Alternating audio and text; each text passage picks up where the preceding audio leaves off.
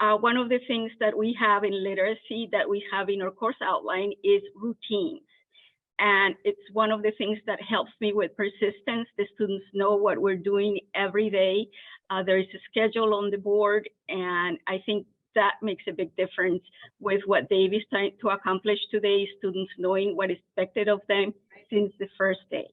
Next slide, please. Just a second. All right. So it is possible, as Ina and Josh mentioned, to do this. Students like it, and even literacy students. So how are we going to do it?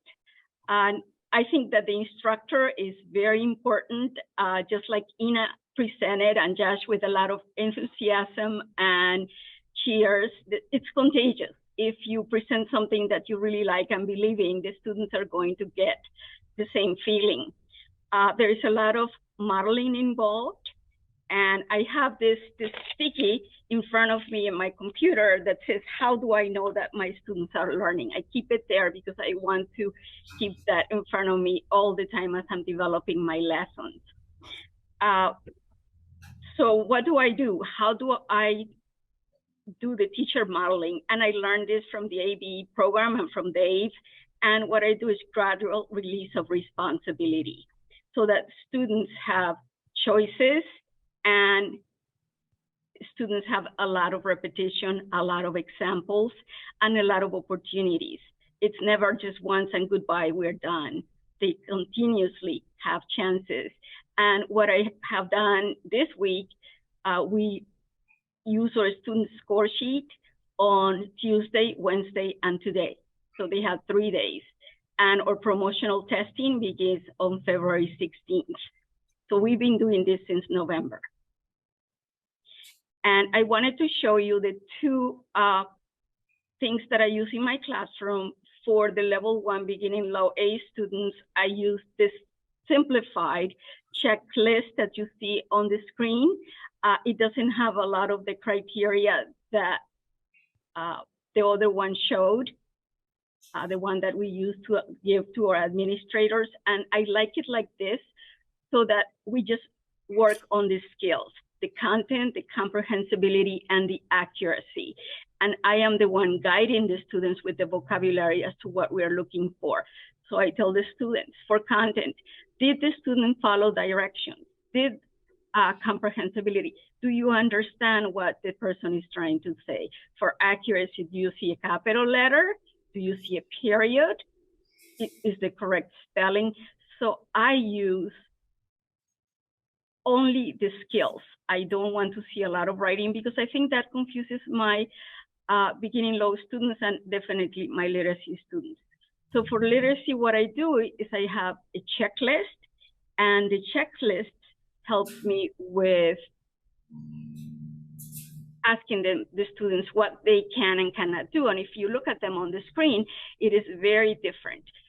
A literacy student on the right-hand side of your screen, I am asking, can you greet your classmates? Can you greet someone?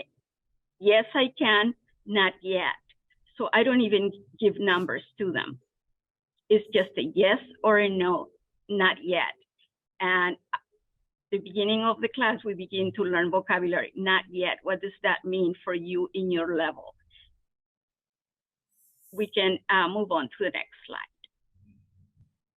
So for classroom management, again, routines are very important. You don't want to do one thing on Monday, then on Tuesday, another one, and students get confused, and then they're not interested anymore because I don't know what I'm gonna do in that class.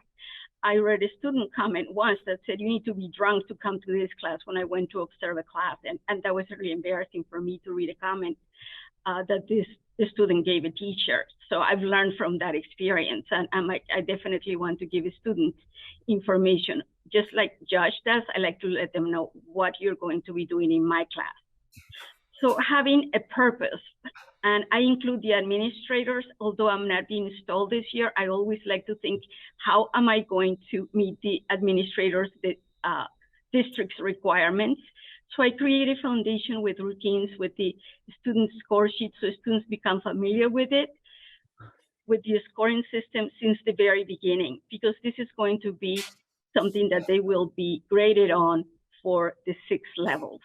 So I like to use that and have the students know that it's going to be used by other instructors for their ESL journey. The student checklist and the student score sheet creates transparency. I tell the students that I am a student as well. I study opera and now I'm part of the ABE. And I know that I don't want to sit in a class where I don't know what the test is going to be about, that I don't know what the teacher expects of me. So it is very important to be transparent, and that way the students trust you and they know exactly what is happening. I tell the students, I do not give you a surprise test because I don't like surprise tests. And for you, what do you get out of doing this work? What do you get out of doing an SSS activity with your students? It helps you to know what students have learned and what they need to do. So it's not extra work. I know some instructors say, oh, I don't want to do that because it's not extra work. It's embedded in the activities that you do on a day-to-day basis. Next slide, please. Irene, I want to just say something really quick. Sorry to break your flow. The last bullet you said, I think is really, really important. This has been my message as I've been talking with folks in PLC PDs. We've been talking a lot about learner persistence and learner self-efficacy, but you know what? We've been through a pandemic. We're busy, we're tired, we're trying to make up for all this stuff. And when we're busy and we're tired, we need to see like real results of our student growing to keep us feeling self-efficacy and having persistence. So I love what you just said right now. We need to see this so we feel like, yeah, I'm excited. I want to keep doing this. So thanks for that. Next slide. Welcome. So going back to the gradual release of responsibility, and I stole this from the ABE people. I'm from Dave. So I'm doing explicit instruction by doing a lot of modeling, and I'm beginning to use these words. I use the I do, and that's when I model by myself. Then I change and I tell the students, let's do the we do, which is the whole class, and we look at the sentences on the board, and we look at examples that students have provided on the board, and then I give them a task, and that's when they have to do their own sentences, and that's as individuals, or I tell them it's your turn. And I ask for volunteers in my class. Nobody's forced to do anything. I am very explicit about telling students, you want to participate, I welcome that. And if you don't feel comfortable, that's fine. Not everybody feels comfortable sharing every day. Perhaps tomorrow is going to be a good day to share. So I don't like to pressure students in any kind of way. Next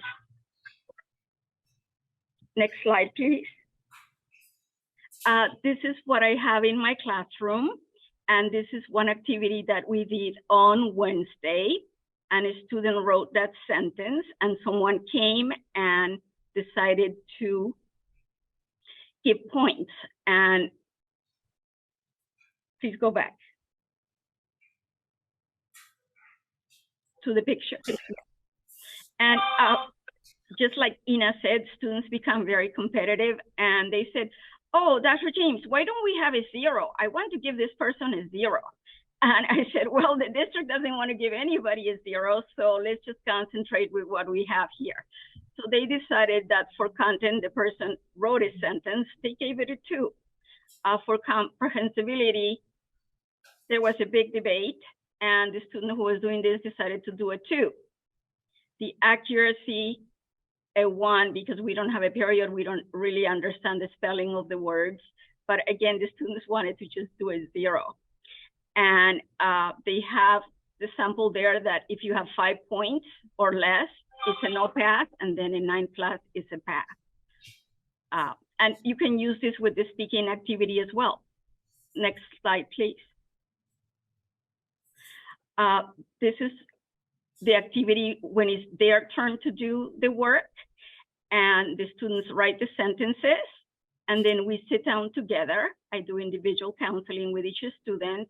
It's a little bit challenging in the evening because I have 35 students, but it gets done. And the students have a copy of the score sheet, and I have a bunch of them on the side because we use a lot of them during the week. So a lot of copies. And I asked the students to highlight what we're looking at. And these students came and sat with me, and we looked at their sentences, and they helped me to find how many points they wanted to give to their sentences. So these two students sat with me. I'm in the background counseling them about their writing, and then they decided to fill out the forms there with me. So that's what they were doing. Next slide, please. And this is just a sample of what the sentence looks like when they do their work. Your turn.